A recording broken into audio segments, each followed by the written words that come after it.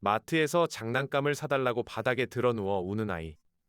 밥을 안 먹겠다고 30분째 울음을 멈추지 않는 아이. 이런 순간 부모님은 참았던 말을 결국 하게 됩니다. 그만 울어. 울면 안 돼. 뚝 그쳐. 혹시 이런 경험 있으신가요? 주변 사람들의 시선도 느껴지고 아이는 점점 더 심하게 울고 부모님은 지치고 당황스럽고 결국 화가 나기까지 합니다. 그런데 이 순간 우리가 자연스럽게 하는 말, 그만 울어라는 말이 사실은 아이의 감정 조절 능력 발달을 방해하고 있다는 사실을 알고 계셨나요? 많은 부모님들이 이렇게 생각하십니다. 아이가 울 때 빨리 그치게 해야 버릇이 안 생긴다. 계속 울게 두면 떼쓰는 게 습관이 된다. 그래서 단호하게 멈춰야 한다고 믿으십니다. 하지만 뇌과학은 조금 다른 방향을 보여줍니다. 아이가 우는 순간 아이의 뇌에서는 무슨 일이 벌어지고 있을까요? 아동 감정 연구 분야의 권위자인 존 가트만 박사와 UCLA 뇌과학 연구팀은 놀라운 사실을 발견했습니다. 아이가 강한 감정에 휩싸일 때 편도체라는 감정의 뇌가 활성화됩니다. 이 순간 아이는 이성적으로 생각할 수 없습니다. 전전두엽이라는 이성의 뇌는 아직 연결되지 않은 상태입니다. 그런데 그만 울어라는 지시를 받으면 어떻게 될까요? 편도체는 오히려 더 강하게 활성화되고 전전두엽으로의 연결은 차단됩니다. 즉, 불을 끄려고 물을 부은 게 아니라 기름을 부은 것과 같습니다. 더 심각한 문제는 이런 경험이 반복될 때 일어납니다. 아이는 감정을 표현하는 능력 자체를 발달시키지 못합니다. 속상해, 화나, 슬퍼, 이런 감정의 이름을 배우지 못하고 그냥 참아야 하는 것으로만 인식하게 됩니다. 그러면 사춘기 이후 감정 폭발이나 감정 억압으로 이어질 수 있습니다. 하버드 아동발달센터는 이것을 감정 문해력의 결핍이라고 부릅니다. 감정을 읽고 이해하고 조절하는 능력이 자라지 못한 것입니다. 그렇다면 우리는 어떻게 해야 할까요? 아이가 뗐을 때 그냥 다 받아주고 원하는 걸 사주라는 말은 아닙니다. 중요한 것은 감정을 먼저 다루는 것입니다.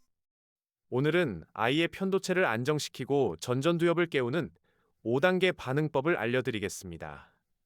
이 방법은 존 가트만 박사가 제안한 감정 코칭의 원리를 한국 가정에 맞게 정리한 것입니다. 첫 번째, 아이 눈높이로 낮춰주세요. 아이가 울 때 위에서 내려다보며 말하면 아이는 더 작아진 느낌을 받습니다. 무릎을 꿇거나 의자에 앉아서 아이와 눈을 맞춰주세요. 이 작은 행동만으로도 아이의 편도체는 위협을 덜 느끼기 시작합니다. 뇌과학에서는 이것을 안전신호라고 부릅니다. 아이는 엄마 아빠가 나를 공격하지 않는다는 걸 몸으로 느낍니다. 두 번째, 감정을 인정해 주세요. 많이 속상했구나. 이 짧은 말 한마디가 아이에게 안정감을 줍니다. 예일감정연구소는 감정을 인정받은 아이가 그렇지 않은 아이보다 3배 빠르게 진정된다는 연구 결과를 발표했습니다. 예를 들어 마트에서 장난감을 못 사서 우는 아이에게 이렇게 말해주세요. 그 장난감 갖고 싶었는데 못 사니까 정말 속상하지. 이 말은 아이의 감정을 인정하는 것이지 행동을 허락하는 게 아닙니다. 아이는 내 마음을 엄마가 알아준다는 느낌을 받고 편도체가 조금씩 진정됩니다. 세 번째, 감정을 언어로 표현하도록 도와주세요. 지금 어떤 느낌인지 말해줄 수 있어? 이 질문은 아이의 전전두엽을 깨우는 열쇠입니다. 처음에는 아이가 대답하지 못할 수도 있습니다. 그럼 부모님이 도와주세요. 화가 난 거야. 아니면 슬픈 거야? 이렇게 선택지를 주면 아이는 자기 감정을 조금씩 이해하게 됩니다. 스탠퍼드 연구에서는 감정을 언어로 표현하는 순간 편도체의 활성도가 낮아지고 전전두엽이 활성화된다는 것을 뇌 영상으로 확인했습니다. 말로 표현하는 것 자체가 감정 조절의 시작입니다. 네 번째, 선택지를 주세요. 지금 안아줄까? 아니면 잠깐 옆에 있어서 줄까? 이 질문은 아이에게 작은 통제감을 돌려줍니다. 감정이 폭발할 때 아이는 모든 것이 통제 불가능하다고 느낍니다. 그런데 선택지를 주면 아이는 내가 선택할 수 있다는 걸 느끼고 뇌는 조금씩 안정됩니다. 실제로 밥을 안 먹겠다고 우는 아이에게 이렇게 말해보세요. 지금 혼자 있고 싶어. 아니면 엄마랑 같이 있고 싶어? 아이가 선택하면 그 선택을 존중해 주세요. 이 작은 경험이 쌓이면 아이는 스스로 감정을 조절할 수 있다는 자신감을 갖게 됩니다. 다섯 번째, 아이가 안정된 후에 상황을 이야기하세요. 감정이 가라앉으면 이제 말이 통합니다. 이때 아이에게 이렇게 말해주세요. 아까 많이 속상했지? 그런데 마트에서 매번 사줄 수는 없어. 다음에는 미리 약속하고 오자. 이 대화는 감정이 폭발할 때가 아니라 진정된 후에 해야 효과가 있습니다. 편도체가 활성화된 상태에서는 아무리 좋은 말도 아이의 귀에 들어가지 않습니다. 하지만 안정된 후에는 전전두엽이 작동하기 때문에 아이는 이해하고 배울 수 있습니다. 여기서 잠깐 부모님께 여쭙고 싶습니다. 아이가 뗐을 때 가장 힘든 순간이 어디인가요? 마트인가요? 식당인가요? 아니면 집 안에서인가요? 댓글로 남겨주시면 상황별 대응법도 함께 만들어 보겠습니다. 부모님의 경험이 다른 부모님들에게도 큰 도움이 됩니다. 이 5단계를 처음부터 완벽하게 하려고 하지 않으셔도 됩니다. 오늘 단 하나만 실천해도 충분합니다. 예를 들어, 오늘은 그만 울어 대신 속상했구나 라고 한 번만 말해보세요. 그것만으로도 아이의 뇌는 다르게 반응합니다.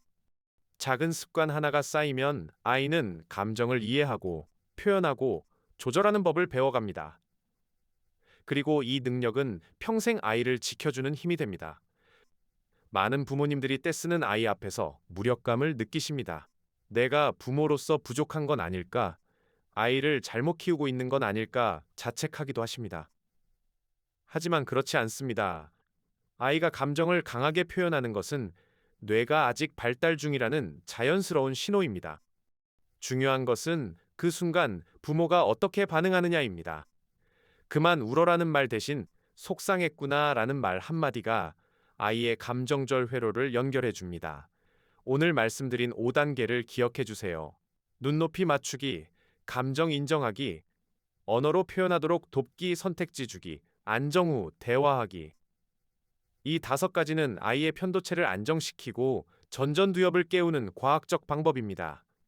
완벽하지 않아도 괜찮습니다. 오늘 하나, 내일 하나 연습하다 보면 부모님도 아이도 함께 성장합니다. 이 영상이 도움이 되셨다면 좋아요와 구독을 눌러주세요. 여러분의 한 번의 클릭이 더 많은 가정에 따뜻한 변화를 전할 수 있습니다. 엄마 아빠 뇌성장 연구소는 앞으로도 과학적이고 따뜻한 육아 정보를 전하겠습니다. 오늘도 최선을 다하고 계신 모든 부모님, 고생 많으셨습니다.